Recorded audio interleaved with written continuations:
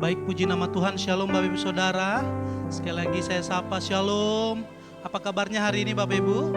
Saya percaya kita baik-baik dalam keadaan sehat sebab Tuhan menuntun kita, amin. Hari ini Bapak Ibu kita akan mulai ibadah kita. Mari kita siapkan hati kita. Kita tundukkan kepala sejenak, kita berdoa di hadapan Tuhan. Bapa di surga, di bulan yang ketiga di tahun ini Tuhan, kami merasakan kebaikan Tuhan melimpah atas kami, yang menuntun menyinari jalan kehidupan kami. Tak henti-hentinya kami mau berterima kasih kepada Engkau, sebab Engkau baik kepada kami. Sebentar Tuhan, kami akan naikkan rasa syukur kami melalui ibadah kami. Urapi ibadah kami ini Tuhan. Memberkatilah Engkau bagi setiap yang ambil bagian, bahkan jemaat Tuhan yang hadir, bahkan yang menonton ibadah ini. Tuhan memberkati sekalian kami. Kuasa Tuhan dinyatakan dalam ibadah kami. Kami serahkan ibadah kami dalam nama Yesus Kristus. Kami berdoa dan mengucap syukur. Haleluya. Amin. Mari kita siapkan hati kita, angkat pujian di hadapan Tuhan. Terima kasih Tuhan.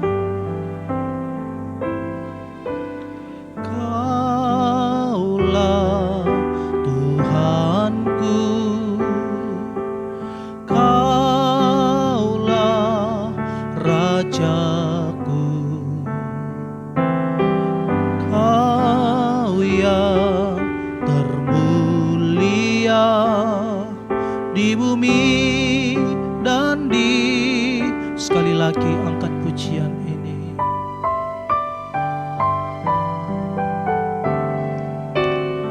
Kaulah Tuhanku,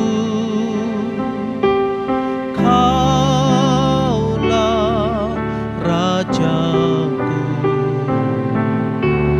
Kau yang termulia di bumi dan di surga. Ku sembah Kau Tuhan, ku sembah Kau Tuhan, ku puji, ku muliakan nama-Mu. Oh, ku sembah Kau Tuhan, ku sembah Kau Tuhan, ku puji, ku muliakan, ku sembah Engkau.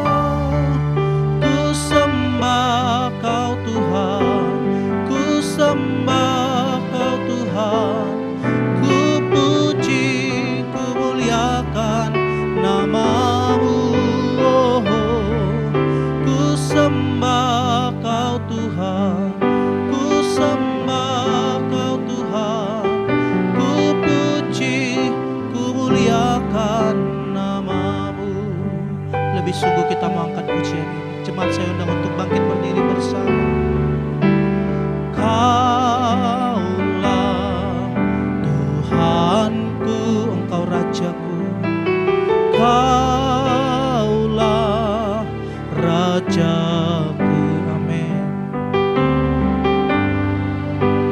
Yang termulia di bumi dan di. Bersama kita berkata, sembah Dia. Ku sembah Kau Tuhan, ku sembah Kau Tuhan, ku puji, ku muliakan nama-Mu.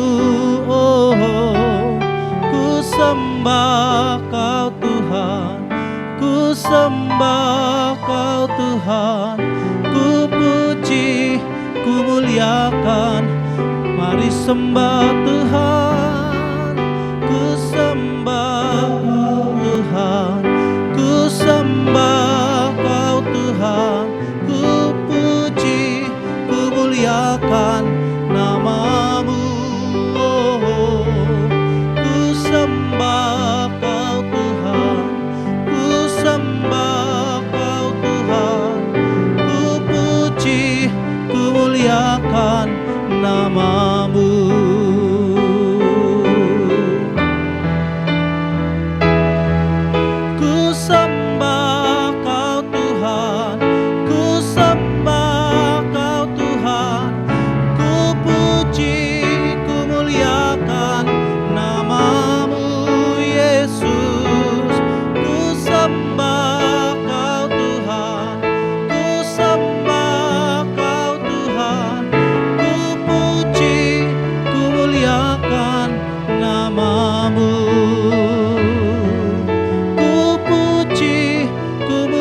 muliakan namamu. Ku puji, ku muliakan namamu.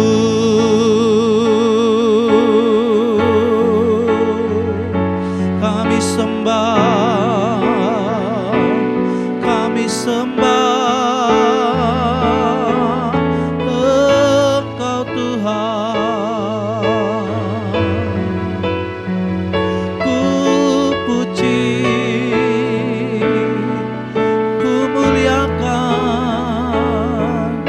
namamu.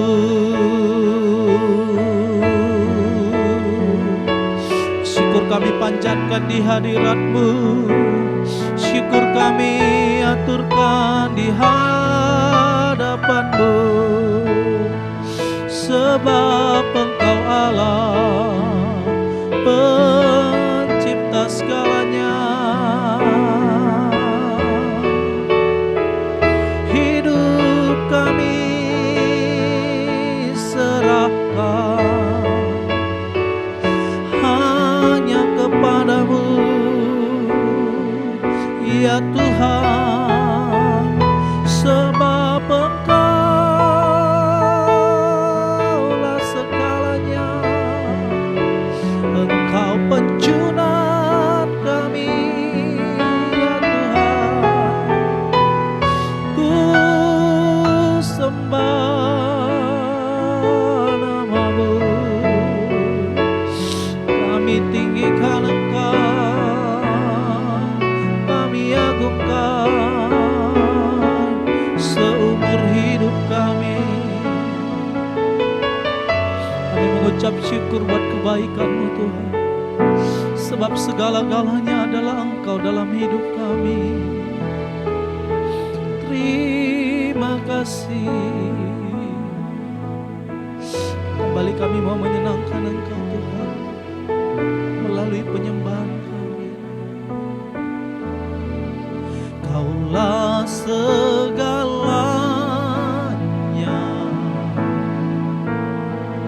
di dalam hidupku. Kerajaan-Mu, kebenaran-Mu, itu bagianku.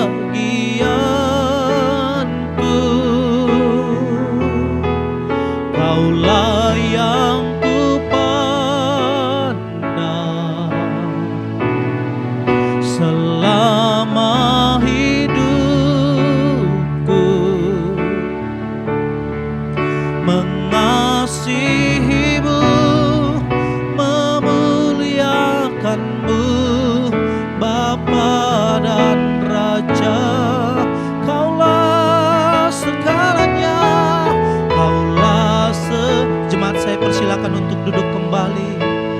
Oh, di dalam hidupku,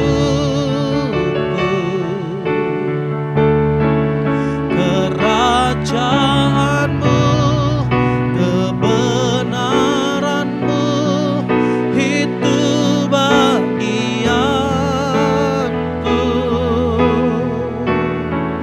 Kaulah yang ku pandang selama hidupku, mengasihi-Mu, memuliakan-Mu, Bapa dan Raja. Sekali lagi dengan iman. Kaulah segalanya, Kaulah segalanya di dalam hidupku. Kerajaan-Mu, kebenaran-Mu, itu bagianku.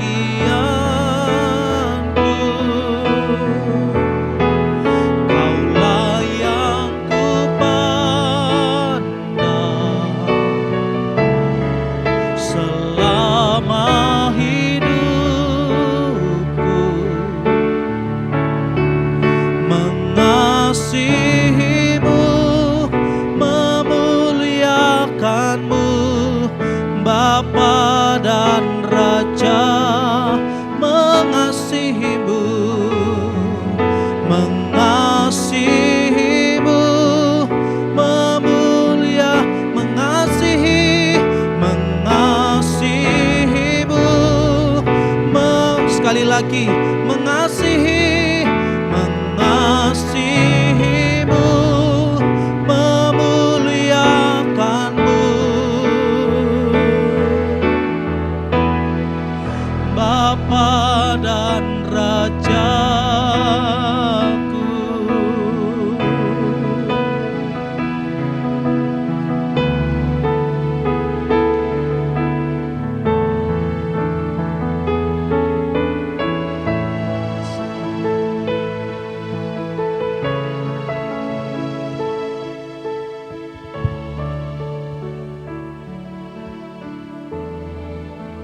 Mari kita berdoa untuk mendengarkan firman Allah. Terima kasih ya Tuhan, buat Engkau ada di tengah-tengah kami. Engkaulah yang menerima segala pujian dan hormat penyembahan kami bagi kemuliaan nama-Mu. Dan kami rindu Tuhan berbicara kepada kami. Melalui mimbar ini Tuhan membimbing kami, mengajari kami, mencurahkan kekuatan baru daripada-Mu, supaya kami berjalan dalam kehidupan ini dengan tuntunan dari Tuhan, dengan kekuatan dari Tuhan, dan kami menjadi orang-orang yang berkemenangan di dalam segala sesuatu. Berbicaralah kepada kami Tuhan, kami siap mendengarkan Engkau.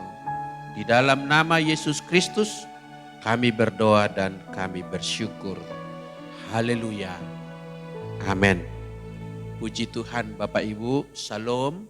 Selamat pagi dan selamat memasuki bulan Maret, bulan yang penuh berkat. Amin. Setiap bulan, setiap minggu, setiap hari kita harus percaya semuanya itu dirancang Tuhan untuk menjadi hari-hari berkat bagi kita. Apapun keadaan yang terjadi di sekitar dunia kita ini. Baik, pada bulan Maret kita berbicara tentang anugerah.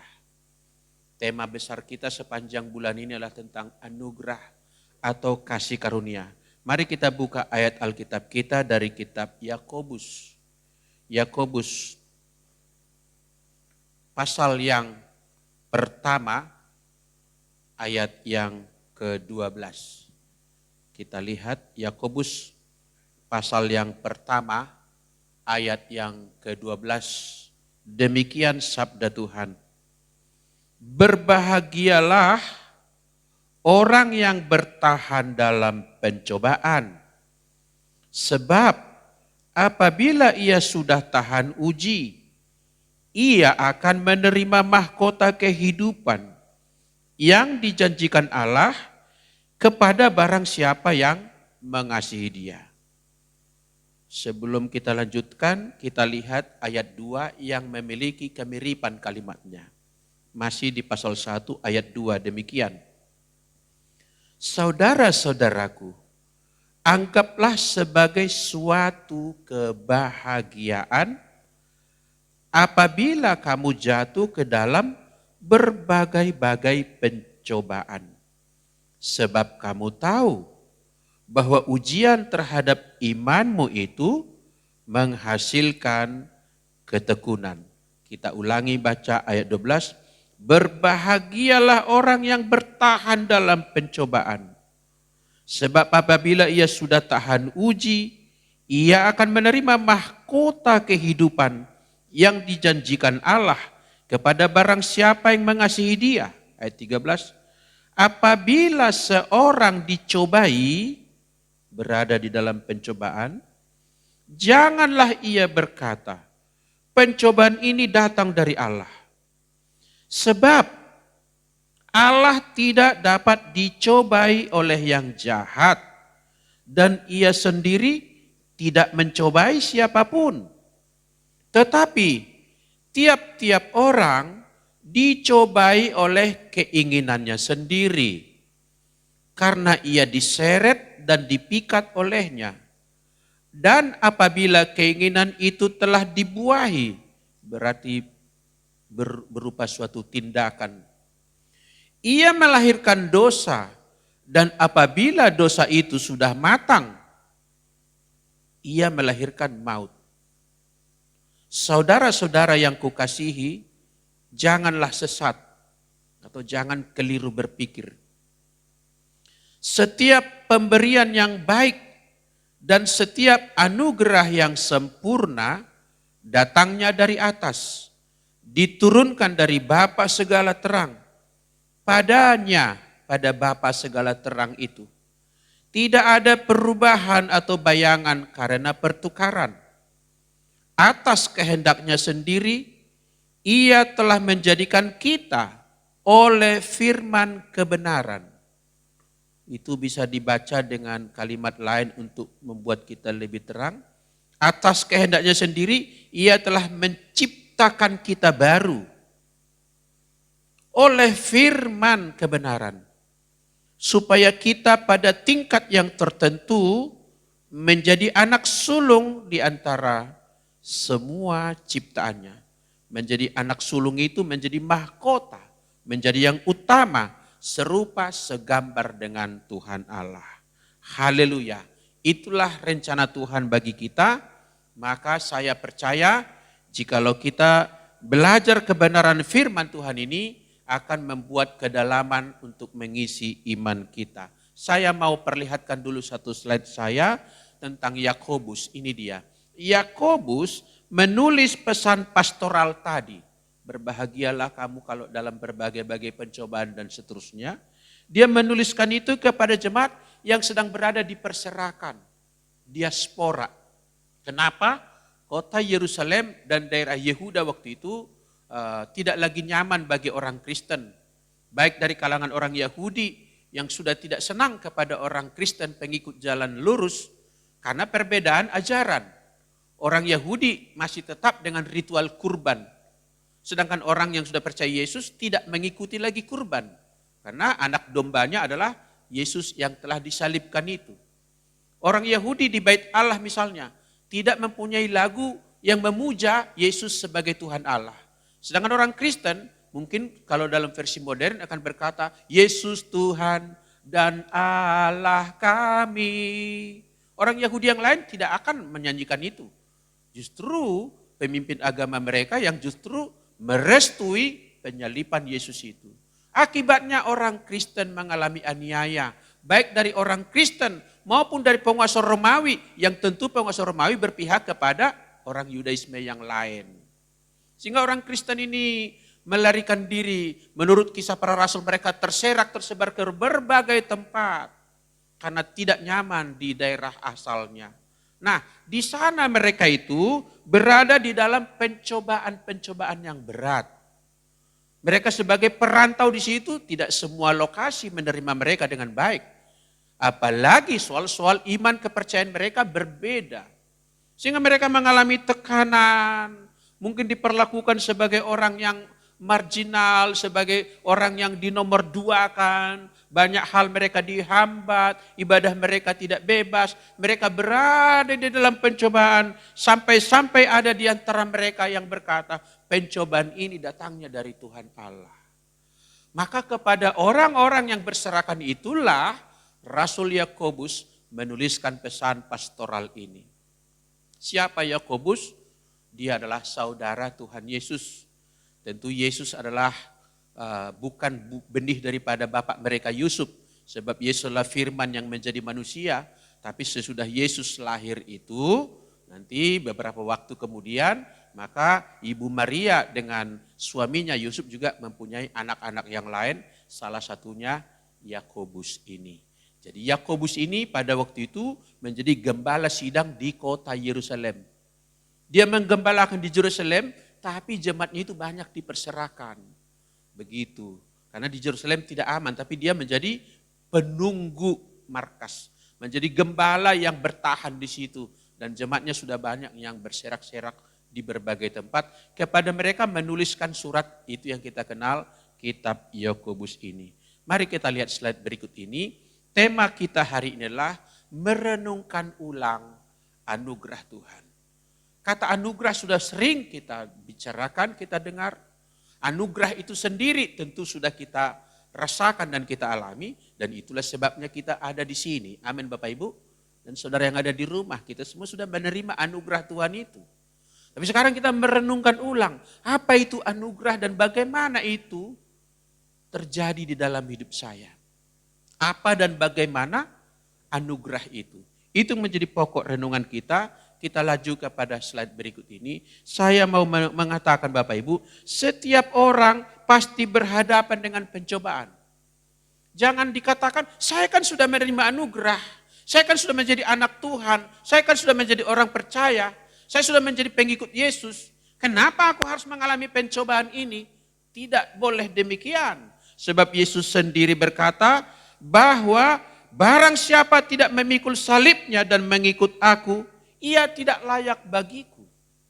Jadi tidak ada seorang pun yang dikecualikan Tuhan untuk tidak mengalami pencobaan.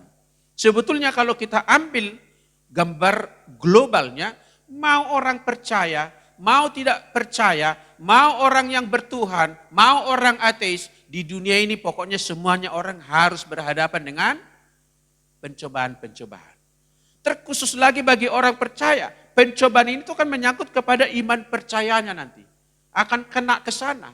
Yang orang lain mungkin pencobaannya hanya merupakan kesukaran mengenai kehidupan ini. Tidak dikaitkannya dengan hal iman. Tetapi orang percaya itu pada akhirnya pencobaan-pencobaan tadi akan mengena dengan iman. Iman itu akan naik menjadi dewasa atau merosot menjadi kanak-kanak rohani atau mungkin menyangkali imannya. Itu ada di dalam pergolakan pencobaan. Saudara yang dikasihi oleh Tuhan, maka meskipun setiap orang mengalami pencobaan, tetapi tidak semua orang menang. Kita lihat slide berikut ini. Tidak setiap orang bertahan di tengah pencobaan. Itulah tadi sebabnya Yakobus berkata, berbahagialah orang yang bertahan dalam pencobaan. Ayat 12 tadi, berbahagialah orang yang bertahan. Berarti ada orang yang tidak bertahan. Di ayat 2 juga tadi dikatakan, saudara-saudara anggaplah sebagai suatu kebahagiaan apabila kamu jatuh dalam berbagai-bagai pencobaan. Sebab kamu tahu ujian terhadap imanmu itu menghasilkan ketekunan. Tidak semua orang tekun, tidak semua orang sabar, tidak semua orang lulus di dalam pencobaan-pencobaan itu. Slide berikut saya katakan, awas, jangan keliru. Apanya? Ada orang beranggapan seperti umat yang berserakan tadi, beranggapan pencobaan yang berujung kepada kejatuhan dosa ini adalah skenario Allah. Dalam kelas teologi beberapa kali dan sering kali saya ditanya oleh mahasiswa. Misalnya pertanyaan, kalau Tuhan itu baik, mengapa ada masalah kehidupan? Kenapa ada harus mengalami penderitaan? Kalau Tuhan itu baik, mengapa ada kemiskinan? Lebih lanjut ada juga yang bertanya, kalau Tuhan itu ada dan Tuhan itu berkuasa, mengapa masih leluasa setan di dunia ini? Kadang-kadang pertanyaan-pertanyaan begitu. Lalu masuk lagi, kalau saya sudah ikut Tuhan, mengapa saya harus mengalami hal-hal sengsara seperti ini? Dalam kancah-kancah pemikiran seperti itu, tidak sedikit orang terseret kemudian, sudahlah, pasrah saja. Kita nggak bisa berbuat apa-apa. Semua ini rancangan Tuhan. Semua ini takdir, katanya. Ajaran-ajaran sekitar kekristenan itu, di luar Kristen maksud saya, tapi ada di sekitar kita, itu kental dengan ajaran takdir. Tuhan telah menetapkan segala sesuatu begitu. Bahkan kadang-kadang, konsep-konsep itu menyusup, masuk ke dalam apa yang disebut ajaran Kristen dengan berkata, itu sudah penetapan Allah. Kata lain, kata ganti daripada takdir. Sudah ditetapkan sejak semula begitu. Kita nggak bisa lari dari jalur itu. Kita nggak bisa berbuat apa-apa. Betul kita tidak bisa lari dari pencobaan, tapi kita bisa berbuat sesuatu. Katakan amin Bapak Ibu. Kita enggak menyerah dengan pencobaan. Tadi dikatakan jangan sesat, jangan salah. Allah tidak mungkin mencobai kita. Ia sendiri tidak dicobai dan ia tidak mencobai siapapun. Slide berikut. Pencobaan karena keinginan sendiri. Itu firman Tuhan tadi. Ya, Rasul Yakobus ini dengan sangat tegas berkata, pencobaan ini datang dari Allah sebab Allah tidak dapat dicobai katanya oleh yang jahat. Dan ia sendiri tidak mencobai siapapun. Tetapi, ayat 14, tiap-tiap orang dicobai oleh keinginannya sendiri. Dicobai oleh keinginannya sendiri artinya ketidakmampuan dia menang dan bertahan di pencobaan itu karena memang keinginannya seturut dengan pencobaan itu. Katakanlah pencobaan itu berupa sogokan, hal-hal kenikmatan dunia, diperhadapkan kepadanya. Dia memang suka itu, keinginan dia ada di situ, maka dia jatuh di situ. Jangan dikatakan Allah telah menetapkan dia untuk melakukan itu. Kalau dia mengalami katakanlah hal-hal yang jahat di dalam hidupnya, tapi di dalam kejahatannya itu dia kemudian menjadi kaya. Jangan dikatakan Allah sudah menetapkan dia akan menjadi kaya seperti itu. Atau kalau ada orang kena risiko daripada kecerobohan hidupnya, kelalaian dia, lalu dia mengalami risiko katakanlah sakit, celaka atau meninggal. Jangan dikatakan Allah sudah merencanakan itu bagi dia. Itu sudah takdir. Tidak demikian saudaraku. Kalau kita mengalami pencobaan-pencobaan yang kemudian membuat kita berada dalam keadaan kekalahan, salah jalur, salah langkah, menurut Rasul Yakobus itu bersumber dari keinginan kita sendiri. Itulah sebabnya saya tuliskan di sini. Ketika peristiwa di Taman Eden manusia jatuh dalam dosa, lalu Tuhan Allah datang untuk mengusut mereka. Adam, di manakah engkau? Lalu Adam menjawab, menyahut Allah, dia berkata, perempuan yang kau tempatkan di sisiku itu. Itulah yang menyebabkan saya memakan buah itu. Hawa, kenapa kau perbuat itu? Si Hawa juga berkata, ular itu yang menggoda saya. Pertanyaan, sesudah mereka mampu menunjukkan letak kesalahan itu bukan pada dirinya, melainkan pada Hawa. Dan Hawa bukan pada dirinya, melainkan pada ular. Apakah Allah kemudian membenarkan mereka? Tidak. Tetap Allah menjatuhkan hukuman. Itu artinya apa? Kamu itu makan buah itu salahmu Adam. Bukan kamu bisa mengkomplain gara-gara Hawa. Kamu makan buah itu Hawa bukan karena ular. Kamu memang ingin buah itu. Itu sebabnya mereka dihukum. Jadi karena keinginan dia. Bahkan iblis sendiri tidak menjatuhkan seseorang Bapak Ibu. Saya mau mengatakan itu, iblis tidak bisa menjatuhkan seseorang. Menghancurkan kehidupan seseorang tidak bisa. Yang bisa dilakukan iblis adalah menawarkan godaan. Memberikan bisikan. Menawarkan jalan-jalan yang licin. Nampaknya bagus tapi kemudian membawa kepada kebinasaan. Tapi untuk katakanlah membunuh dan membinasakan kita enggak bisa. Menyeret kita ke neraka pun iblis tidak bisa. Yang bisa dilakukan dia adalah mempengaruhi seseorang. Mempengaruhi, memberikan jalan-jalan pintas yang kemudian melanggar firman Tuhan. Itu bisa dia kasih peluang-peluang itu. Tapi untuk membunuh seseorang, menghancurkan seseorang enggak bisa. Tidak bisa iblis yang dipersalahkan gara-gara Adam dan Hawa melakukan kesalahan yang fatal. Itu karena keinginannya. Memang kau memandang buah itu menarik, sedap kelihatannya. Kalau memang keinginanmu itu dapat kamu kendalikan sehingga keinginan itu tidak berbuah kepada dosa, maka saudara bisa berkata, aku bertahan di dalam pencobaan ini dan aku menang. Saudaraku yang dikasihi Tuhan, kembali kepada ayat yang ke-18 kita lihat. Ayat 17, setiap pemberian yang baik dan setiap anugerah yang sempurna datangnya dari atas diturunkan dari Bapa segala terang, padanya tidak ada perubahan dan bayangan karena pertukaran. Apa artinya ini? Di tengah kegagalan manusia itu berhadapan dengan pencobaan. Di tengah kejatuhan Adam dan Hawa itu telah melanggar firman Tuhan. Masih juga Tuhan memberikan pemberian yang baik dan anugerah yang sempurna. Ini anugerah itu Bapak Ibu artinya anugerah itu mempunyai cerita pendahuluan. Cerita pendahuluannya adalah manusia telah gagal di dalam pencobaan. Dan kepada manusia yang gagal dan telah jatuh dosa, kehilangan kemuliaan Allah dan upah dosa adalah maut. Kepada mereka yang tidak layak, yang tidak pantas menerima yang baik ini, masih juga Tuhan merancangkan dan memberikan pemberian-pemberian yang baik dan anugerah yang sempurna. Pemberian yang baik itu banyak hal dalam hidup ini. Masih juga Tuhan memberikan kebaikan-kebaikannya kepada kita. Ditegaskan kalimat berikutnya, anugerah yang sempurna.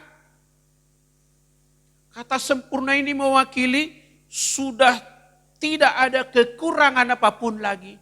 Dan tidak ada yang dapat lagi menggantikan anugerah ini.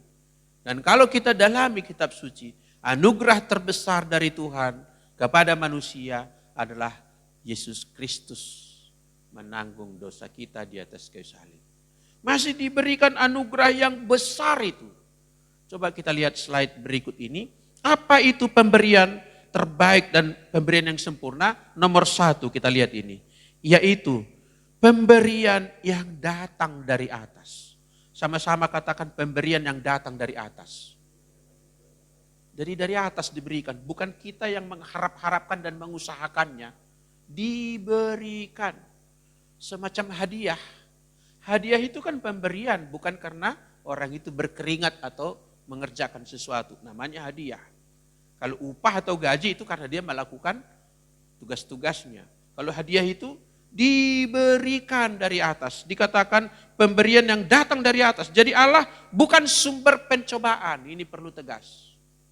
Justru menurut Rasul Yakobus, Allah adalah sumber pemberian yang baik. Katakan amin. Sumber anugerah yang sempurna. Tidak pernah Allah itu menjadi sumber masalah, sumber pencobaan. Tidak. Kalau orang itu berada dalam kegagalan dalam pencobaan, itu karena keinginannya sendiri.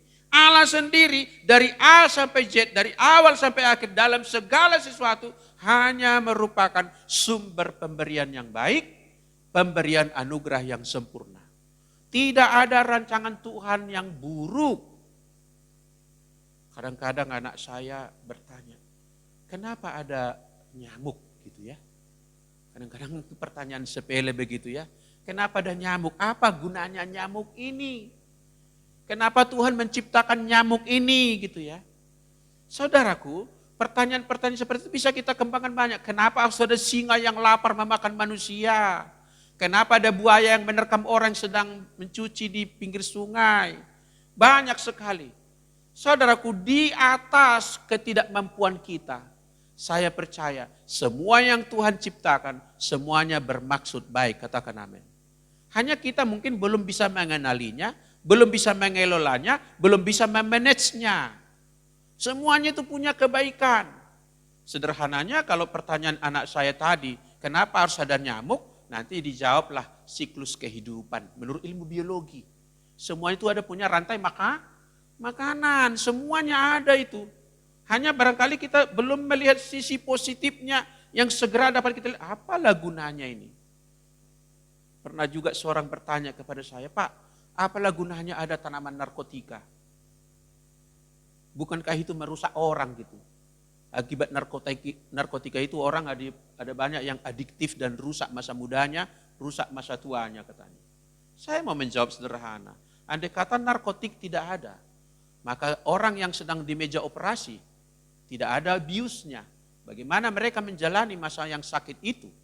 Ada gunanya narkotika, tapi bukan untuk disalahgunakan seperti itu. Katakan amin Bapak Ibu. Jadi saya mau mengambil suatu himpunan dan kesimpulannya bahwa semua yang datang dari Allah itu semuanya adalah kebaikan. Katakan amin.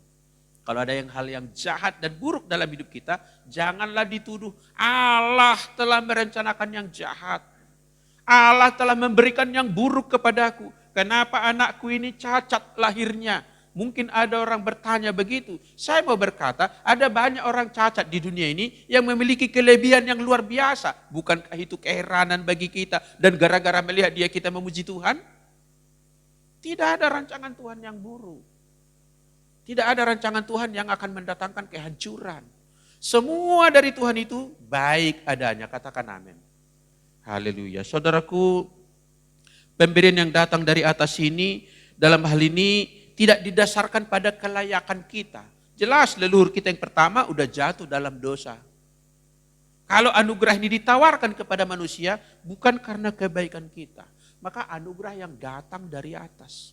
Pemberian yang datang dari atas. Gagasan Allah sendiri. Karena kemurahan hati Allah sendiri. Nanti Rasul Yohanes berkata, karena begitu besar kasih Allah. Itulah alasannya. Diberikan segala yang terbaik bagi kita. Saudara yang dikasihi Tuhan, jadi anugerah ini adalah pemberian yang datang dari sisi Allah sendiri. Bukan ini suatu keharusan bagi kita. Oh, orang itu diselamatkan karena dia berbuat baik. Orang yang situ diselamatkan karena dia seorang yang murah hati. Tidak demikian. Sebetulnya kita sudah dikurung dalam satu hukum. Semua manusia telah jatuh dosa. Telah kehilangan kemuliaan Allah. Dan anugerah yang dari atas ini. Inilah yang menjadi sumber dan harapan kita. Untuk dapat menjalani, melanjutkan kehidupan ini. Kalau tidak mungkin kita akan berujung kepada binasa juga. Saudaraku, kita lihat satu slide berikutnya lagi. Pemberian yang terbaik dan anugerah yang sempurna. Pertama tadilah pemberian yang datang dari atas. Yang kedua ini adalah pemberian yang diturunkan dari Bapa segala terang. Diturunkan dari Bapa segala terang. Anugerah diturunkan bukan pada bejana yang kosong, melainkan pada konteks pencobaan. Lebih spesifik lagi, pada konteks manusia sudah jatuh dalam percobaan dan seharusnya binasa. Dari situ Tuhan masih memberikan pemberian yang sempurna kepada manusia. Itu sebetulnya ada ceritanya, ada latarnya. Manusia itu ada di dalam kegagalan, tidak seturut dengan kehendak Tuhan. Kita lihat dulu satu ayat berikut ini. 1 Petrus 1 ayat 3 sampai yang keempat demikian. Terpujilah Allah dan Bapa Tuhan kita Yesus Kristus. Yang karena rahmatnya, sama-sama kita katakan rahmatnya. Itu kata lain dari anugerahnya, kasih karunia-Nya. Jadi ini dasarnya, rahmatnya yang besar telah melahirkan kita kembali oleh kebangkitan Yesus Kristus dari antara orang mati. Jadi apa rahmat itu? Ini Yesus Kristus telah dibangkitkan, berarti sudah mati dulu baru dibangkitkan dari antara orang mati kepada suatu hidup yang penuh pengharapan. Untuk menerima suatu bagian yang tidak dapat binasa, yang tidak dapat cemar dan tidak dapat layu, yang tersimpan di sorga bagi kamu. Jadi orang yang menerima Yesus yang telah dibangkitkan dari kematian ini, maka kepadanya diberikan harta, diberikan kelimpahan, diberikan berkat yang tadi dikatakan mahkota kehidupan di surga bagi kita. Sebetulnya kita tidak pantas. Maka ini hanya diturunkan dari Bapa segala terang. Yang padanya tidak ada bayangan perubahan atau pertukaran, saudaraku. Satu ayat lagi kita baca, 1 Petrus 1 ayat 23. Demikian firman Tuhan. Karena kamu telah dilahirkan kembali bukan dari benih yang fana, tetapi dari benih yang tidak fana oleh firman Allah yang hidup dan yang kekal. Dan itu diturunkan bukan karena kita sudah layak. Itulah sebabnya Yakobus berkata di 18, atas kehendaknya sendiri. Atas kemauannya sendiri.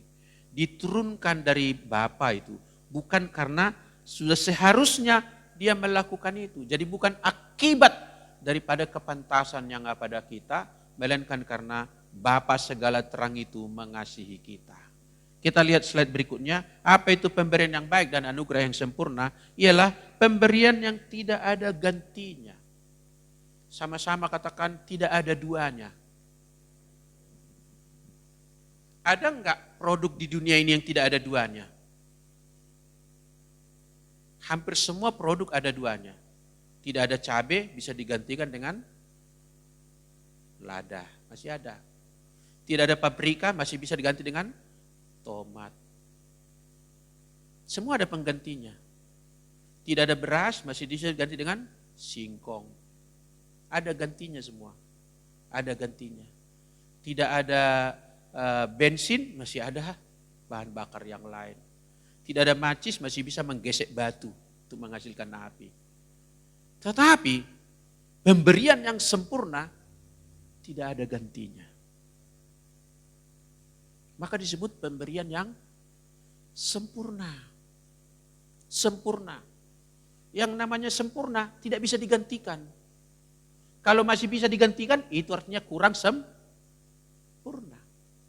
Kalau sudah sempurna, tidak tergantikan. Karena hanya itu. Kita lihat keterangannya. Tidak ada perubahan atau bayangan pertukaran, kata Rasul Yakobus. Berbeda dengan hukum di dunia ini, yang segala sesuatu dikurung dalam hukum pertukaran. Contohnya dalam transaksi jual dan beli. Jual dan beli, pertukaran.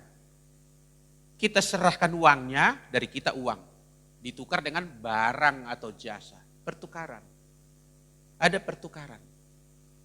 Tetapi yang ini tidak ada pertukaran. Diberikan anugerahnya, lalu kita balas apa? Enggak ada. Tak terbalaskan. Tak terbalas kebaikan Tuhan itu. Katakan amin Bapak Ibu. Dengan apakah ku balas Tuhan selain puji dan sembah Kau. Hanya itu yang bisa kita lakukan. Tidak ada yang setimpal. Untuk menukar. Makanya sebenarnya tidak ada bayangan pertukaran. Tidak ada hukum pertukaran. Tidak ada barter. Makanya dia pemberian itu inisiatif dari Bapa segala terang itu. Dan dia memandang untuk kita dilayakkan saja untuk menerima itu. Dan saya kira itu pemberian yang luar biasa bagi kita. Kalau masih ada sesuatu itu kita dapat menerima itu karena sesuatu yang pantas pada kita, itu belum anugerah yang sempurna. Memang itu hasil keringat kita saudaraku. Saudara yang dikasihi oleh Tuhan, berbeda dengan hukum dunia, hukum pertukaran, tapi kasih karunia Allah adalah hadiah cuma-cuma yang tidak ada barternya dan tidak dapat ditukar oleh apapun. Slide berikut menerangkan sedikit lagi, tidak ada perubahan. Artinya, tidak ada penggantinya, tidak ada substitusinya, nggak bisa digantikan. Kata tidak ada perubahan dari kata paralage, artinya variation. Jadi tidak ada variasinya. Tidak ada barang penggantinya artinya. Tidak ada jalan lain. Maksudnya Bapak Ibu begini. Bahwa kita menerima perkenanan dari Tuhan. Itu hanya. Hanya. Karena Kristus telah mati bagi kita. Ini tidak ada gantinya. Tidak bisa digantikan ini dengan perbuatan baik kita. Tidak bisa digantikan ini dengan kesalehan dan pemberian-pemberian kita. Bahkan tidak mungkin Allah hanya menempuh jalan begini. Kira-kira dibuat ceritanya begini. Allah berbicara dari langit, dari surga. Pengumuman. Mulai hari ini.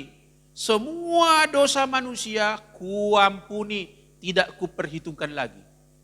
Itu pun tidak bisa ditempuh oleh Allah. Hanya satu jalan. Yesus harus mati bagi kita. Itu namanya tidak ada perubahan. Tidak ada pertukaran. Tidak bisa digantikan. Harus dia naik ke kayu salib. Itulah sebabnya ketika di malam terakhir di Taman Getsemani, Yesus tentu sebagai Allah sejati dan manusia sejati bergumul malam itu. Dan dia masih berdoa kepada Bapa di sorga. Kalau boleh cawan ini berlalu. Tapi tidak boleh berlalu. Harus itu. Enggak ada opsi kedua. Tidak ada alternatif. Maka Yesus sendiri pun mengakhiri doanya dengan berkata, bukan kehendakku yang jadi, melainkan kehendakmu lah yang harus menempuh jalan itu. Tidak ada gantinya Bapak Ibu. Disinilah diletakkan sehingga kita bisa mengerti mengapa Yesus berkata, akulah jalan, akulah kebenaran, akulah hidup. Tidak ada yang sampai kepada Bapa, kepada Allah, kecuali melalui aku. Nanti muridnya Paulus bernama Lukas juga mengatakan, sebab di bawah kolong langit ini tidak ada satu nama yang kepadanya diberikan kuasa olehnya manusia dapat diselamatkan. Hanya satu nama. Nama Yesus Kristus Tuhan. Pribadi Yesus Kristus Tuhan. Nama itu adalah dirinya sendiri. Bukan hanya kumpulan dari huruf-huruf Yesus. Yesus, bukan sekedar itu nama itu. Tapi itu dirinya sendiri. Nama itu adalah identitas dirinya. Dirinya sendiri itu. Jadi saudaraku, tidak ada jalan lain. Anugerah ini luar biasa Bapak Ibu. Selain bukan diletakkan karena kita layak dan pantas menerimanya. Dan lagi ini tidak ada barang penggantinya. Harus kita hargai. Sebab kita tidak bisa pergi ke jalan yang lain lagi. Tidak ada jalan lain. Sudah dikurung oleh Allah demikian. Betul, ajaran boleh banyak. Betul, agama mungkin juga banyak. Tetapi jalan satu-satunya untuk keluar dari penghukuman yang kekal karena manusia jatuh di dalam pencobaan, kalah di dalam pencobaan, hanya bisa ditawar, diselesaikan oleh Kristus. Saudaraku, kita lanjut pada slide berikut, saling menerangi nanti bagian yang tadi dengan bagian yang ini. Saya mau berkata lanjutan, anugerah tidak berlaku otomatis. Ini perlu diketahui. Ini tadi hakikatnya saya sebut merenungkan ulang anugerah Tuhan. Di sini letak yang perlu kita renungkan juga. Anugerah Tuhan itu tidak berlaku secara auto gitu ya. Tidak bicara otomatis begitu. Coba kita lihat ayat ini. Berbahagialah orang yang bertahan dalam pencobaan. Berarti yang akan berbahagia, yang menikmati karunia itu adalah yang bertahan. Kalau tidak bertahan, Bapak Ibu kita lihat slide berikut ini patut kita simak dalam-dalam. Anugerah memang diberikan kepada manusia yang jatuh dalam pencobaan, tetapi tidak berlaku secara auto jika kita bertahan berpegang pada anugerah itu. Jika tidak, kita pun akan binasa kalau enggak bertahan. Maka saya selalu mengajarkan dimanapun, saya tidak percaya ajaran yang mengatakan sekali selamat tetap selamat. Ada ajaran itu Bapak Ibu. Saudara yang mungkin memantau konten ibadah ini, mungkin kita bisa berbeda pendapat, tapi saya adalah di pihak tidak percaya. Mungkin saudara dari kalangan yang lain tidak menjadi persoalan bagi saya, kita boleh berbeda pendapat. Tapi saya mengemukakan pendapat kami. Tidak percaya sekali selamat tetap selamat. Tidak ada mekanisme berlaku otomatis. Ayat ini sekarang berkata jika bertahan, jika stay di situ, jika tetap memegang iman percayanya, jika tetap menghargai anugerah itu. Sebab anugerah ini bukan kesempatan katakanlah untuk menjadi bebas sebebas-bebasnya. Anugerah ini justru mengurung kita dengan cara hidup yang baru misalnya. Yang tidak bisa lagi kita menjadi serupa dengan dunia ini. Ketika kita menjadi serupa dengan dunia ini, janganlah kita mengklaim, karena saya telah mengikrarkan perkataan saya, percaya kepada Dia, maka sekali saya mengikrarkannya, selamanya saya mengalami keselamatan. Tidak demikian. Itulah sebabnya Rasul Paulus berkata, kerjakanlah keselamatanmu. Saudara yang kasih Tuhan, slide berikut. Anugerah itu hanya efektif berlaku bagi mereka yang bertahan. Mari kita bandingkan dengan satu versi Alkitab, ya dari Alkitab bahasa Inggris Amplified Bible. Saya kutip ini untuk memberikan lebih jelas makna daripada ayat yang ke-17 tadi. Ayat 17 dalam versi Amplified Bible dikatakan demikian. Blessed is the man who is patient under trial and stands up under temptation.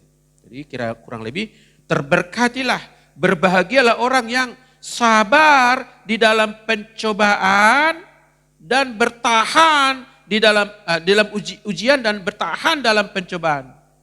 For when he has stood the test and been approved, sebab ketika dia sudah bertahan tetap pada posisi itu, lulus uji dan terbukti tahan uji, he will receive crown of life which God has promised to those who love him. Maka dia akan menerima mahkota kehidupan yang dijanjikan oleh Tuhan. Siapa yang menerima itu? Yang bertahan, yang tahan uji, tidak otomatis. Itu sebabnya perlu kita renung ulang. Makna anugerah ini bukan berarti kita berlaku begitu saja pasif. Enggak. Ketika anugerah tadi kita terima, yang harusnya kita binasa sebagaimana mekanisme upah dosa adalah maut. Sekarang kita menerima anugerah. Di dalam anugerah ini kita harus mengerjakan keselamatan kita. Kita harus bertahan dalam segala pencobaan. Juga salah kalau tadi orang-orang diaspora yang diperserahkan berkata, pencobaan ini datang dari Tuhan, itu fatal itu. Salah. Tapi sekarang juga pencobaan itu kamu terima, kamu harus berjuang memenangkannya. Saya percaya Tuhan memberikan kemampuan, memberikan kuasa, memberikan penyertanya agar kita menang dalam setiap pencobaan-pencobaan yang kita hadapi. Slide berikut. Anugerah itu hanya efektif berlaku bagi mereka yang bertahan. Artinya kata bertahan, ini penting kita simak. Kata bertahan mengandung arti adanya tanggung jawab kita. Yang bertahan itu kita, enggak pasif. Kita bertahan, menentukan pilihan. Mengatakan ya, mengatakan tidak. Itu adalah bagian kita. Itu tanggung jawab kita. Untuk berkata tidak kepada kecemaran dunia ini. Berkata tidak kepada kesesatan dunia ini. Memilih ya Tuhan jalan ini kutempuh sekalipun tidak mudah. Sekalipun tidak populer. Itu kita namanya bertahan. Kita mengambil action dalam bertahan itu. Saudaraku, kita mau memahami bahwa anugerah tidak meniadakan pencobaan. Jangan dianggap kalau sudah ikut Yesus bebas dari pencobaan. Saudaraku, Yesus Kristus sendiri juga menghadapi pencobaannya di padang gurun. Iblis menggodai dia, mencobai dia. Murid-muridnya juga menghadapi pencobaan-pencobaannya. Generasi Kristen awal menghadapi pencobaan-pencobaannya. Orang Kristen masa kini juga memiliki pencobaan-pencobaannya. Mau masalah corona, mau masalah kesempatan yang dibukakan di luar iman kita, semua itu adalah pencobaan. Jadi pencobaan itu bisa merupakan kesenangan, bisa juga merupakan kesengsaraan. Tidak ada yang bebas tidak mengalami pencobaan. Oleh karenanya di tengah pencobaan, kita harus menerima anugerah Tuhan. Dan anugerah ini di dalamnya kita harus bertahan. Sama-sama katakan bertahan. Ya, jadi kalimat berikutnya terakhir adalah kita pasti menghadapi pencobaan. Gak usah heran dengan itu. Gak usah menangisi kenapa ada pencobaan dalam hidupku. Kenapa ini ada di dalam keluargaku. Kenapa ini ada di dalam gereja kami, di dalam pelayanan kami. Kenapa begini ada di bangsa negara kami. Itu bagian daripada realitas kehidupan yang tidak bisa kita singkirkan saudaraku. Sekalipun kita menjadi orang percaya. Bahwa orang percaya yang sudah menerima kelimpahan anugerah. Juga bagi mereka tetap ada pencobaan-pencobaan. Dan di dalam segala pencobaan itu Rasul Yakobus berkata bertahan supaya mendapatkan bahagia. Saudaraku, di ayat 12 dikatakan di sana tadi, berbahagialah orang yang bertahan dalam pencobaan. Slide berikut adalah gambar saja. Berbahagialah orang yang bertahan dalam pencobaan, menerima mahkota kehidupan. Amin. Ini hanya sebagai picture saja, gambar mahkota. Yang namanya mahkota kehidupan saya percaya bukan hanya seperti ini. Bukan seperti gambar ini. Dan itu bukan hanya terikat pada bendanya. Tapi itu merupakan kesenangan yang luar biasa di hadapan Tuhan. Memandang wajah Tuhan itu juga luar biasa. Bersekutu dengan Tuhan itu sudah luar biasa. Tapi juga di sorga kita diberikan mahkota kehidupan. Yang membedakan orang-orang yang lulus uji dan mengalami suatu pertumbuhan rohani. Dibedakan dari orang-orang yang mungkin mandek rohaninya. Mahkota itu merupakan kemuliaan Allah yang ditaruh di dalam hidup kita. Dan ini disebut mahkota kehidupan, life dia. Enggak ada masa durasinya hanya berlaku sekian waktu. Katakanlah kalau mahkota putri kecantikan 1 tahun umurnya. Tahun depan sudah diganti lagi putri cantik yang lain. Miss Universe 1 tahun mahkotanya. Tahun depan sudah ada lagi pemilihan, Ratu Dunia sudah ada lagi yang baru. Hanya 1 tahun. Tapi mahkota kehidupan ini, kehidupan yang kekal bersama dengan Tuhan di sorga. Amin Bapak Ibu. Jadi saudaraku, sebetulnya dengan cara ini kita akan bergiat bertahan. Kenapa? Karena ganjaran yang kita terima bukan hal yang sepele. Melainkan hal yang permanen, hal yang kekal, yaitu mahkota kehidupan. Diberikan hal yang jauh lebih besar saudaraku. Bukan hadiah kecil-kecil, maka disebut tadi pemberian yang baik, anugerah yang sempurna. Akan diterima oleh siapa? Mereka yang bertahan di dalam pencobaan. Doa dan harapan kita termasuk orang yang bertahan, berkemenangan, agar kita menerima kebahagiaan yang abadi. Kita tundukkan kepala, kita berdoa sekaligus kita akan melanjutkan nanti dengan perjamuan kudus. Mari kita berdoa. Terima kasih Tuhan, buat firman-Mu di saat ini kami dengarkan bahwa Engkau melalui Rasul Yakobus berkata, berbahagialah orang yang bertahan dalam pencobaan. Anggaplah sebagai suatu kebahagiaan apabila kamu jatuh ke dalam berbagai-bagai pencobaan. Benar Tuhan, kami tidak lagi berpendapat dan kami akan tidak lagi meyakini bahwa pencobaan datangnya dari Tuhan. Tuhan adalah sumber pemberi yang terbaik, sumber anugerah yang sempurna. Tidak pernah yang buruk disediakan oleh Bapa di sorga. Dan ketika pencobaan-pencobaan itu terjadi dalam hidup kami, Tuhan masih lagi memberikan pemberian yang baik. Masih memberikan Kristus mati bagi kami. Sehingga ketika kami di dalam kegagalan kami sendiri, di dalam ketidakmampuan kami, ketidakberdayaan kami, ada Kristus yang telah menebus dan menjadikan kami anak-anak Allah. Kami mau bertahan di dalam Dia. Kami mau setia di dalam Dia. Kami mau mengikuti Dia. Kami mau menuruti ajarannya. Supaya kami memperoleh mahkota kehidupan.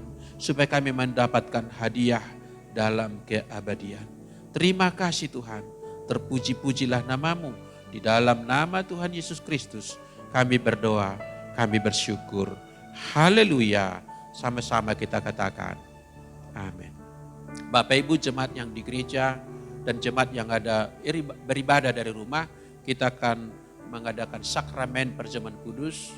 Oleh karena saya panggilkan hambanya Bapak Pendeta Andreas dan Bapak Husin untuk melayani kita di dalam perjamuan kudus ini. Dan saya berharap Bapak Ibu yang ibadah di rumah seperti biasa sudah menyiapkan roti dan sirup anggur masing-masing supaya berbagian dalam komuni suci ini secara virtual saudara mengalami berkat Allah di rumah atau di kediaman masing-masing. Mari kita berdoa untuk roti dan anggur yang ada pada kita baik di gereja maupun di rumah. Terima kasih Tuhan. Di hadapan kami sudah kami siapkan roti dan air anggur. Kuduskanlah ini, berkatilah ya Tuhan. Taruhlah berkat-Mu di dalamnya. Taruhlah perkenanan-Mu Tuhan.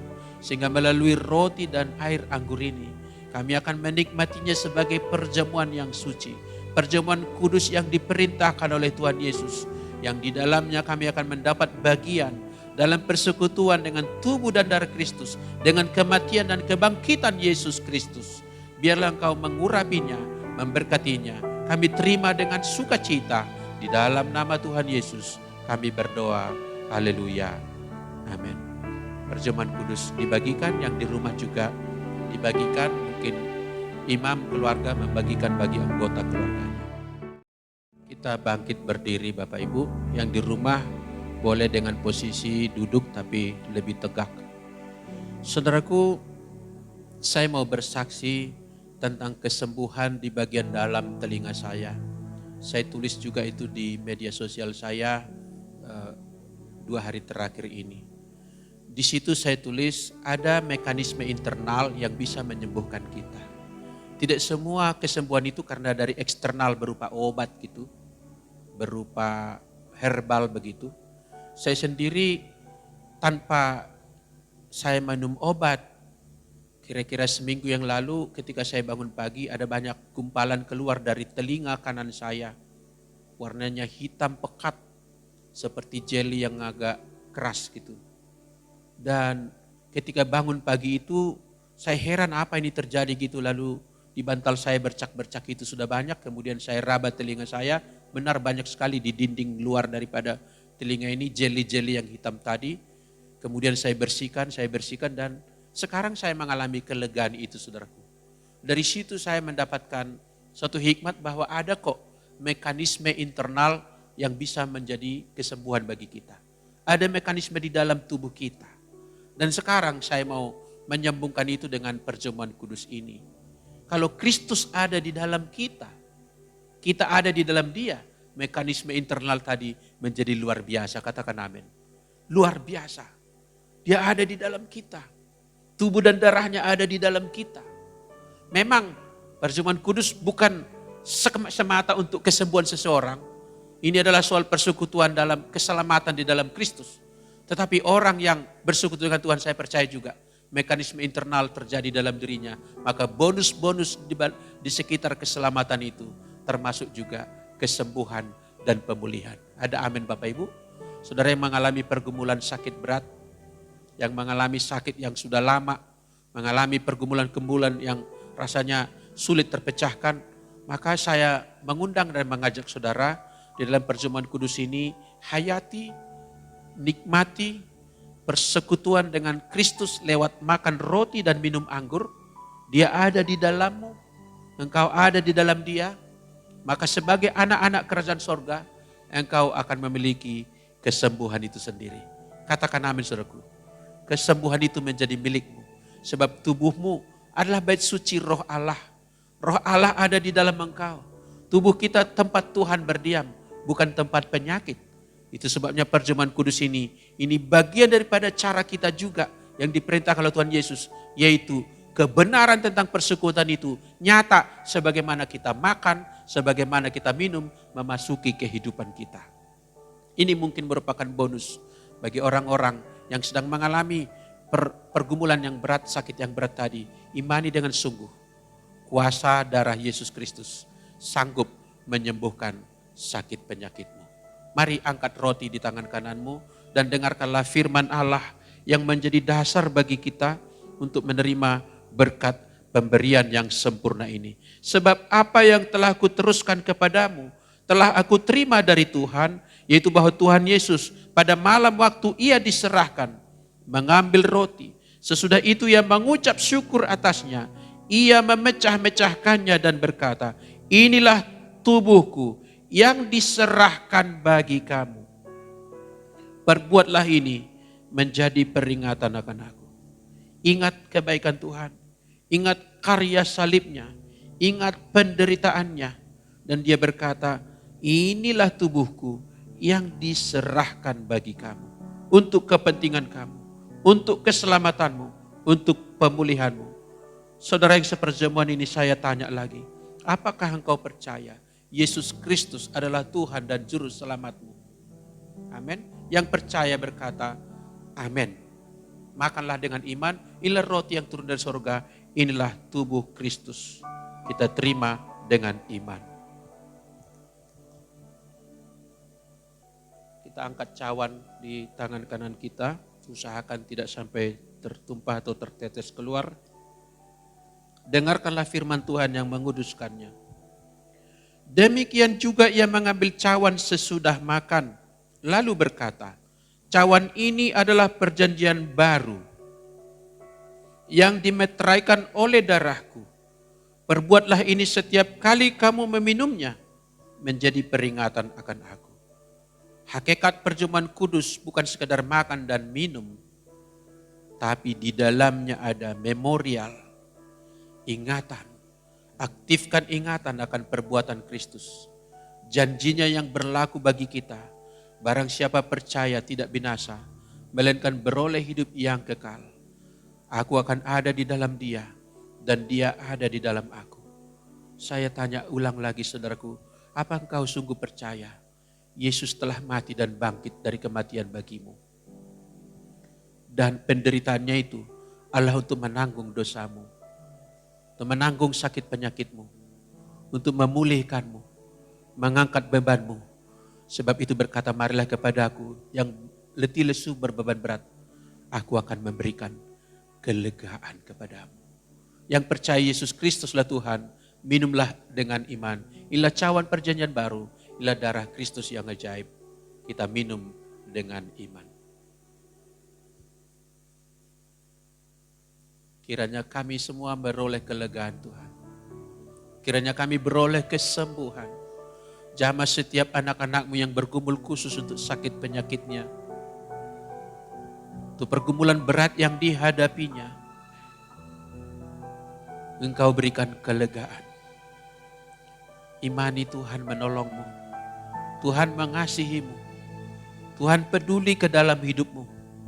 Tuhan tidak membiarkanmu menderita sendirian. Dan Dia pasti menolongmu. Menolongmu. Bertahanlah dengan iman. Maka engkau akan menerima kebahagiaan. Bagi Tuhanlah segala pujian, hormat dan kemuliaan. Di dalam nama Yesus kami berdoa. Amin. Silakan duduk saudaraku. Ibadah kita lanjutkan. Shalom. Ya, puji Tuhan, kita sudah mendengar firman Tuhan, kita diberkati dengan anugerah yang luar biasa. Dan kita juga diberkati, kita sudah diundang dalam perjamuan kudus bersama Tuhan. Biar melalui perjamuan kudus kita terus memperoleh kekuatan, kesehatan, dan berkat. Dan sebentar kita juga akan sampaikan bahwa pengumuman minggu depan tetap kita hadir baik online maupun offsite di tempat ini tepat pukul 8. Kami undang Bapak Ibu sekalian yang ada di rumah tetap jangan lengah, biar tetap berpegang teguh pada firman Tuhan. Mari kita berdoa. Tuhan, kami bersyukur berterima kasih bahwa firman-Mu yang telah meneguhkan kami, anugerah-Mu yang tidak dapat dibalas dengan apapun, karena Engkau mati di kayu salib, datang ke dunia hanya dengan satu tujuan, untuk menyelamatkan kami dan menebus dosa kami, sehingga murka Allah itu dapat ditebus, dapat diredakan, dan dapat didamaikan. Terima kasih Tuhan. Terima kasih untuk firman yang tidak pernah habis-habisnya dan terus berkumandang. Terima kasih. Berkati hamba-Mu di dalam pelayanannya, berkati keluarganya, sertai dan pakai hamba-Mu terus menjadi pelayan-Mu yang setia. Terima kasih Tuhan. Kami terus berdoa Tuhan untuk bangsa dan negara kami, biar di tengah pandemi virus corona ini, walaupun Tuhan saat ini kami sudah melihat penurunan orang-orang yang terjangkit virus corona, tetapi mulai muncul virus yang baru Tuhan dengan jenis B117. Tapi biarlah pemerintahan kami Tuhan, bangsa kami ini dilindungi Tuhan, dan diberikan hikmat dan kemampuan. Bapak Presiden kami, Bapak Jokowi bersama wakil dan seluruh jajarannya, mereka dengan sigap terus Tuhan membuat protokol-protokol kesehatan, memberikan vaksin-vaksin, dan biar vaksin-vaksinnya sudah dipesan boleh tiba tepat pada waktunya, sehingga kami semua bangsa Indonesia boleh menerima vaksin untuk memberi kekebalan buat tubuh kami semua. Terima kasih Tuhan. Kami juga berdoa untuk teman-teman, saudara-saudara kami yang ada di rumah maupun di tempat ini. Kiranya Tuhan terus melindungi, dijauhkan daripada virus-virus corona. Dan juga mohon berkat-Mu Tuhan, kesembuhan bagi mereka-mereka yang sedang sakit. Tuhan sembuhkan mereka, Tuhan tolong mereka. Kami terus juga berdoa Tuhan, biar Engkau juga menyertai, melindungi, menjaga di dalam setiap usaha, pekerjaan. Tuhan memberkati. Kami menyerahkan ekonomi Indonesia, ekonomi setiap kami yang percaya kepada Engkau agar dipulihkan. Terima kasih Tuhan. Kami juga percaya Tuhan bahwa tidak ada yang mustahil bagi Engkau Tuhan. Bukan hanya untuk kami saja, tapi bangsa-bangsa di dunia yang sedang mengalami juga mengalami serangan virus-virus corona. Tuhan tolong mereka semua. Terima kasih ya Tuhan. Kami serahkan seluruh kehidupan kami hanya di dalam Engkau saja. Dan kalau sebentar, baik kami yang di sini maupun di rumah akan memberikan persembahan, Tuhan juga memberkati persembahan ini. Terima kasih Tuhan. Di dalam nama Yesus kami boleh berdoa. Amin. Baik, kita akan mengakhiri ibadah kita.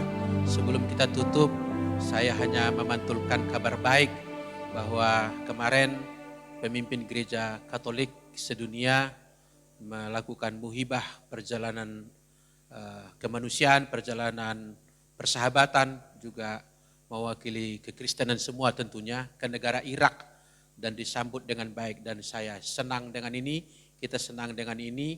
Di tengah-tengah pandemi corona ada pencapaian-pencapaian yang baik mendatangkan kebaikan bagi umat manusia di zaman kita. Amin.